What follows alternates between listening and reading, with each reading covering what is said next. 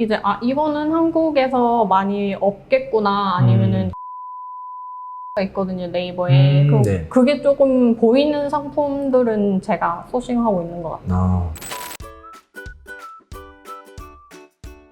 안녕하세요, 힐레이님. 네, 안녕하세요. 네, 저희 이제 채널에 이렇게 출연해 주셨는데 구독자분들이 이제 어떤 분이신지 모르거든요. 자기소개 좀 부탁드릴게요. 네, 저는 스파르타 15기로 시작을 했고 초급차 5기까지 이제 수료한 일레인이라고 합니다. 그러면 지금 이제 나오신 곳이 어떤 곳이에요? 제가 혼자 살고 있는 집입니다. 그럼 여기서 실제로 일하고 다 하시는 거예요? 네네, 주로 집에서 일하고 좀 지겹다 싶으면 카페 가서 근무도 하고 있습니다. 그러면 구매 대행 시작하신 지는 얼마나 되셨어요? 저는 15기 하면서 바로 시작 때문에 지금 한 5, 6개월 정도 된 것 같아요. 그러면 5, 6개월 됐으면 어떻게 보면 이제 완전 초보에서 조금씩 이렇게 알아보는 단계잖아요. 네. 제가 처음 시작하시는 분들한테 궁금한 것도 이런 거 대신 질문을 많이 할 텐데 지금 장소 이동하고 한번 자세히 이야기해 주실 수 있으세요? 네, 그럼요.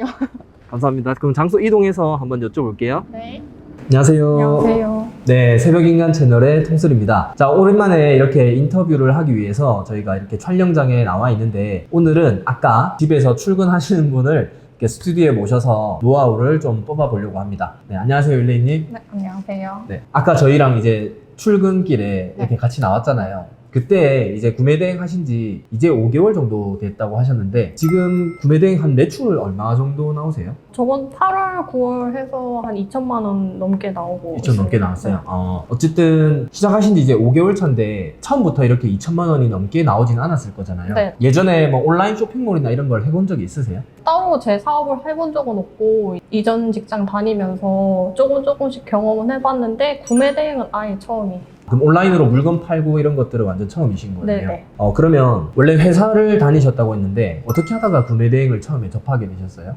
일단 해외 영업직으로 제가 입사를 했는데 첫 번째 회사, 두 번째 회사 전부 해외 영업을 좀 안 시켜줘가지고 그래서 제 스스로 좀 해외 관련 업무를 해보고 싶어서 이제 찾다 보니까 새벽인간 유튜브 통해서 네. 구매 대행을 좀 접해서 시작하게 됐어요.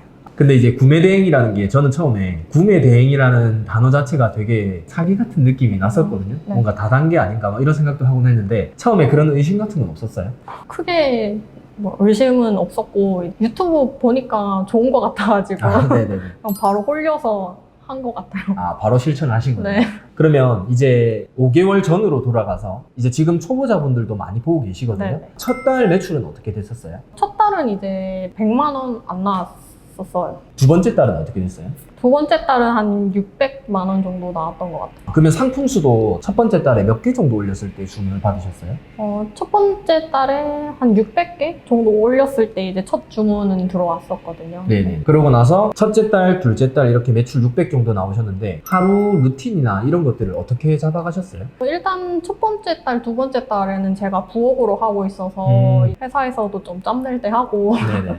퇴근하고도 했었고 지금은 현재 계획표가 있는데 6시쯤 일어나서 새벽 6시요? 네. 아침에 밥 먹고 7시부터 업무 시작해서 저녁 6시에 끝내는 루틴으로 생각하고 있어요. 출근, 퇴근 자기가 이제 스케줄을 짜서 그대로 이렇게 움직이시는 것 같은데 네. 원래 보통 창업하면 돈이 들잖아요. 네네. 예를 들면 사입 같은 경우는 물건을 구매하는데 몇백을 쓰고 그렇게 하거든요. 네. 근데 이거는 처음에 얼마 들고 시작하셨어요? 그러니까 처음에는 이제 프로그램비 사용하는 거 밖에는 솔직히 크게 든 건 없었는데 주문이 들어오고 이제 회전을 시키려고 하다 보니까 첫 달에는 한 300만 원 정도 가지고 시작을 했었어요.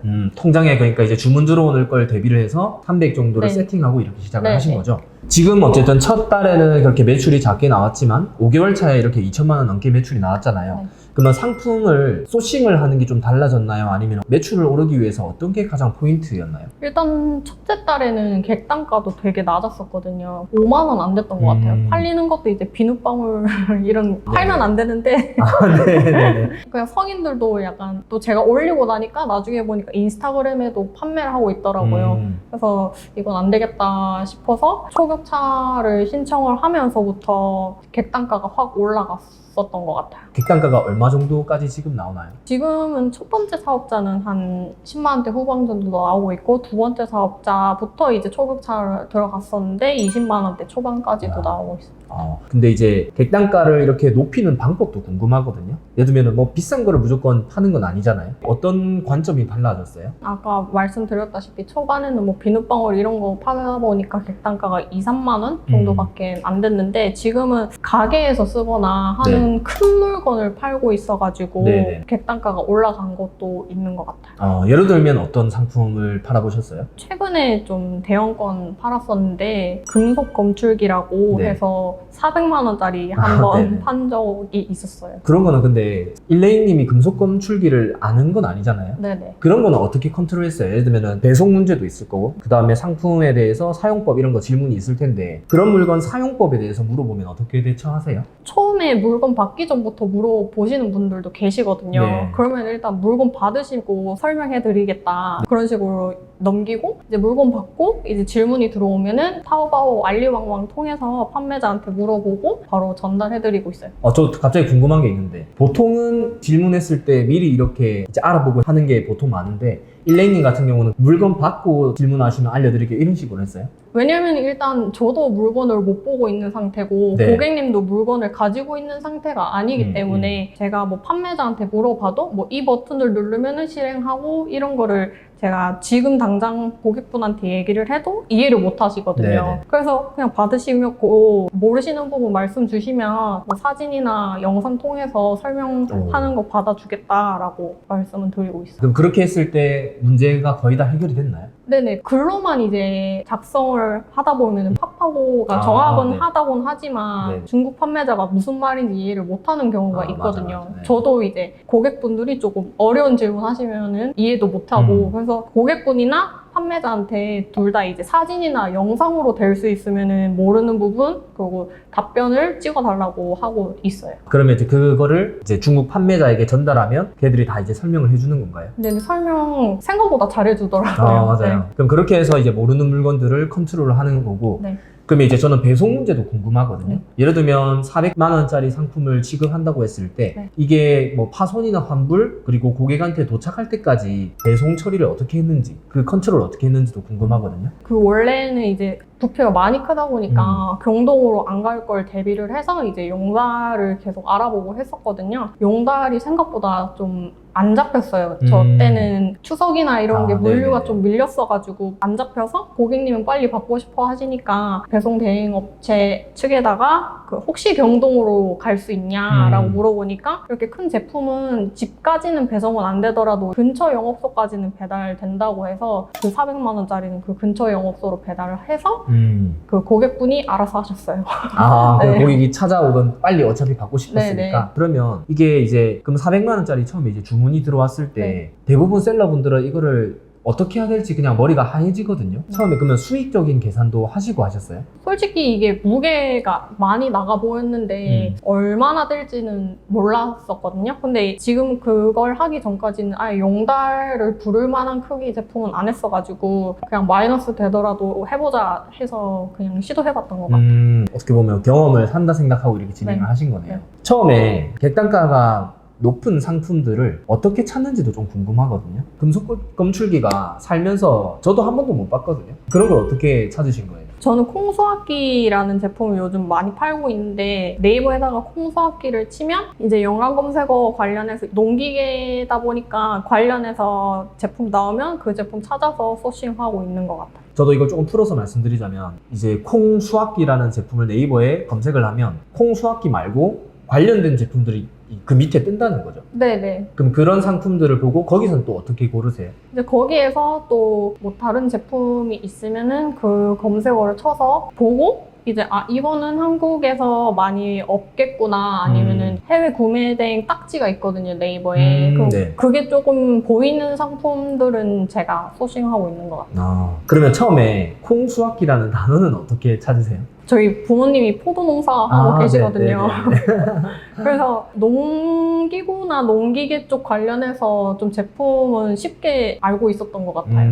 제가 보기에는 일레이님이 이제 기준이 이제 한국에서 구할 수 없는 상품이고 부모님께서 이제 포도 농사 지으시면 거기에 필요한 것들 이런 것들을 통해서 연관 검색어 이런 것들을 활용해서 이제 여러 가지 상품을 찾아낸다는 거죠. 네네. 그런 식으로 힌트를 얻으면서 찾아내는 거죠. 네. 자, 그러면 그런 것도 궁금하거든요. 예를 들면 콩수학기를 통해서 다른 상품들을 찾았을 때 이제 이걸 상품을 등록을 해야 되잖아요. 그럴 때 이제 어떤 상품을 타오바오에서 찾는지, 예를 들면 콩수학기를 내가 소싱을 하겠다라고 마음을 먹었잖아요. 네. 그러면 이거를 이제 타오바오에서 콩수학기도 엄청 많잖아요. 그거는 또 어떻게 고르세요?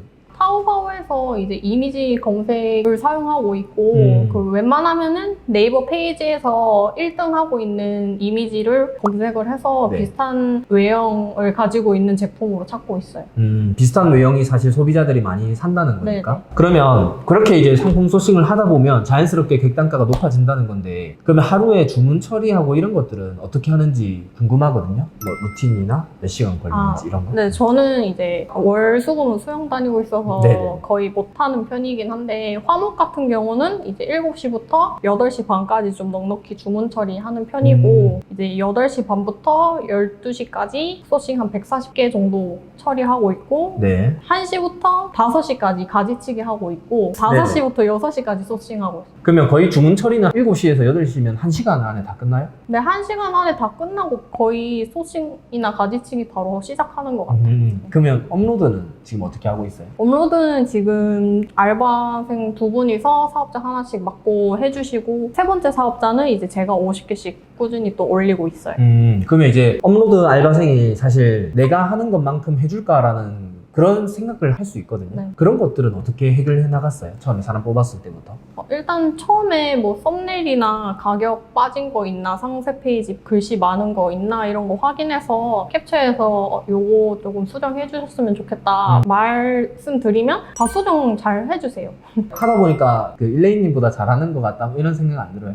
가끔 생각은 드는데 여쭤보면 이제 시간이 좀 오래 걸리시는 것 같긴 하더라고요. 네. 아직까지는. 네. 계속 시키고 이렇게 하다 보면 사실 이게 고도의 생각을 하는 건 아니잖아요. 네. 그래서 어느 정도 규칙만 정해주면 익숙해지면 제가 보기에 진짜 매일 하는 사람이 진짜 잘하는 것 같다는 네, 맞아요. 생각이 들더라고요. 그리고 이제 구매 대행 하신 지 이제 5개월이 지나가는데 어떻게 보면 5개월 전만 해도 회사 생활을 같이 했다는 거잖아요. 근데 그 생활이 완전 달라졌는데 어떤 장단점이 있는지 또 궁금하거든요. 장점 같은 경우는 회사 다닐 때보다 조금 더 부지런해진 것 같고 아, 장점이에요? 네. 네네네. 그리고 이제 제가 원하는 시간에 뭐 가서 밥을 먹고 좀 지겹다 싶으면 카페 가서 일하고 최근에는 이제 친구가 부산에 살고 있어가지고 부산에서 친구들 모인다고 해가지고 같이 또 1박 2일로 놀러 갔다 오고 했었어요. 그럼 거기서도 일하고 막 하셨던 거예요? 근데 친구들 잠깐 아직 회사에서 안 돌아왔을 때 저도 주문 처리하고 놀러 나갈 때 또 같이 놀고 또 저녁에 또 집에 와서 업무 처리하고 저희 부모님이 포도농사 하시는데 작년까지만 해도 회사에서 연차 빼기 좀 눈치 보였었는데 그렇죠. 이번에는 그래도 일주일 통으로 수확하는 거 도와드렸어가지고 약간 효녀된 기분이 맞아요. 그런 게 이제 장점이라면 또 단점도 있을 것 같아요. 단점은 이제 어쨌든 업로드, 소싱, 뭐 가지치기 이런 게 따지고 보면 한 가지를 계속 하는 직업이다 보니까 조금 지겨운 부분에 있는 것 같아요. 끈기가 없으면은 쉽게 포기하시는 분들도 좀 많을 것 같아요. 그러면 그런 거 포기 안 하려면 또 개인적으로 하는 노하우 같은 게 있을까요? 제가 봐도 그걸 못 버텨서 포기하는 사람들이 많은 것 같아요. 저 같은 경우는 좀 지겹다 싶으면 진짜 나가서 아예 그냥 쉬고 오거나 근처에 이제 수영장이나 뭐 같이 다녔던 친구들이랑 밥 한 끼 먹고 오거나 하고 있어요. 그런 식으로 이제 지루했던 거를 풀어주고 그래야 또 다시 할 때 맨날 하던 루틴이 좀 덜 지루하고 버틸 수 있다는 거죠. 네네. 맞죠? 그러니까 이게 무조건 해야 된다 해서 다른 거 아무것도 안 하고 이거 하다 보면 번아웃 오고 지쳐버리고 포기하는 경우가 진짜 많은 것 같거든요. 그래서 그런 것들도 자기 취미생활이나 자기가 기분 좋을 만한 것들을 해주는 것도 저도 너무 좋다고 봐요. 그리고 저는 그 일할 때 드라마나 예능을 꼭 틀어놓고 해요. 핸드폰으로 이제 조그만하지만은 소리라도 들으면은 네. 재밌으니까. 아, 그거 틀어놓고 네. 소싱하고. 네. 제가 예전에는 이제 계획 없이 그냥 하면 하고 끝내고면 끝내고 그리고 퇴근 시간도 없었거든요. 근데 너무 좀 지치더라고요. 그렇죠. 그래서 이제 하루 목표치 소싱 개수, 가지치기 개수, 그리고 퇴근 시간 이렇게 정해놓고 하는 게 많이 도움이 됐던 것 같아요. 목표가 있으니까 이것만 끝내고 쉬자, 이것만 끝내고 쉬자 하다 보니까 하루 목표는 이루고 하루를 끝내는 것 같아요. 그리고 아까 그것도 있지 않았어요? 엑셀에다가 네. 하루에 내가 했던 목표하고 그다음에 결산하고 이런 거 아까 기재한 거를 봤거든요. 그런 건 어떤 거예요? 처음에 시작할 때 그 스파르타로 시작을 했기 때문에 그때 작성을 하라고 말씀을 주시거든요. 네. 그 습관을 좀 꾸준히 이어오고 있는 게 어제 이만큼 팔았으니까 오늘도 이만큼 팔면 좋겠다라고 생각을 할 때도 있고 어제 이만큼 소싱을 했으니까 오늘도 목표한 개수는 채우자라고 생각을 하고 이제 매일매일 그걸 확인하는 게 저한테 도움이 됐던 것 같아요. 그럼 그걸 5개월째 유지를 하고 계신 거네요? 네네. 그리고 그것도 좀 궁금해요. 환불이나 반품이 많이 들어오면 어떡하나요? 이런 댓글이 많이 달리거든요. 그게 실제로 얼마나 많은지도 궁금하고 그런 걸 컨트롤 어떻게 하는지도 궁금해요. 지금 9월인데 솔직히 9월에는 한 번도 환불 반품권이 없었거든요. 아 진짜요? 네. 너무 좋겠는데요? 네. 근데 8월에는 이제 가구가 하나 있었는데 네. 이게 무겁다 보니까 다 파손이 났었거든요. 근데 이제 끝부분이 조금 찌그러지고 그랬어가지고 고객분한테 50% 할인해드리겠다라고 했는데도 조금 싫어하시는 거예요. 아, 네. 근데 제가 저희도 마진이 없어가지고 아, 네네. 좀 어떻게 안 될까요? 이런 식으로 전화로 말씀을 드리니까 아 그럼 어쩔 수 없죠 하시면서 50%만 환불해 달라라고 하셔가지고 50%만 그때 환불해 드렸었어요. 다른 것들은 되는데 가구 같은 경우 솔직히 좀 약간 디자인도 이뻐야 사람들이 네. 쓰잖아요. 네. 그러니까 가구는 살짝만 파손 나도 50%안 받아주는 경우가 진짜 많은 상품인 것 같아요. 그러면 환불은 그렇게 처리하시고 그러면 생각보다 환불 반품 비율이 그렇게 높지는 않다는 거네요. 네네. 많아도 한 달에 그때 3번 정도였던 것 같아요. 환불 반품 이런 거는 사실 제가 볼 때도 그렇게 큰 걱정거리는 아닌 것 같아요. 생각보다는 이게 다 해결할 수 있는 것들이니까. 그리고 이제 상품을 우리가 이렇게 구매 대행을 취급하다 보면 예를 들면 지식재산권이나 고소장이 날라온다든지 그런 것들도 많이 겁먹고 하시거든요.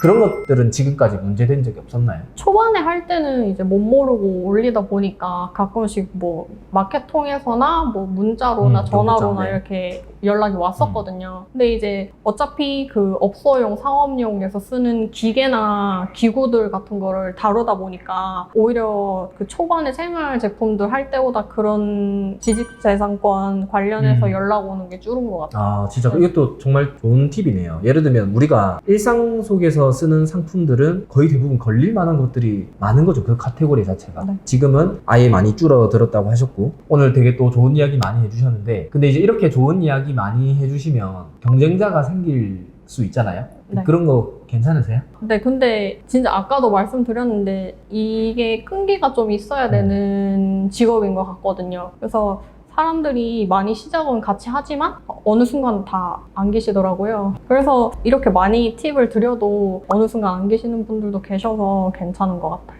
사실 유튜브에 진짜 괜찮은 정보들이 많은데 그 정보보다 중요한 게 그거를 실천하는 거랑 얼마나 또 오랫동안 끈기 있게 하느냐가 제가 봐도 더 훨씬 더 중요한 재능인 것 같아요. 사업에 있어서. 이제 처음 시작할 때 한 달, 두 달째가 많이 힘들 텐데 그때 이제 하시는 분들에게 한마디 해주실 수 있으실까요? 저도 지금 첫 번째 사업자는 8,000개 이상 제품이 올라가 있는데 판매가 안 되는 날도 있거든요. 저도 초반에는 2, 3,000개 올려놓고 2, 3일 동안 제품이 안 팔리면 되게 걱정이 됐었거든요. 근데 이제 진짜 그런 거 신경 안 쓰고 상품 수를 많이 늘려도 안 팔리는 날은 분명히 있을 거거든요. 그래서 그거 신경 안 쓰시고 꾸준히 그냥 하시면 매출은 올라가는 것 같아요. 그리고 이제 저희 채널 구독자분들에게 마지막으로 또 하고 싶은 말씀 있으시면 하고 인터뷰를 마치도록 할게요. 구매 대행 제품은 진짜 끈기만 있으면 누구나 다 성공할 수 있는 사업인 것 같습니다. 알겠습니다. 네, 오늘 어쨌든 되게 긴장 많이 하셨다고 하는데 너무 이야기를 잘하셔서 내용이 너무 좋았거든요. 어쨌든 또 추가적으로 궁금한 거 있으시면 댓글 달아주시면 저희가 질문을 통해서 답변을 드리도록 하겠습니다. 네, 오늘 고생 많으셨습니다. 네.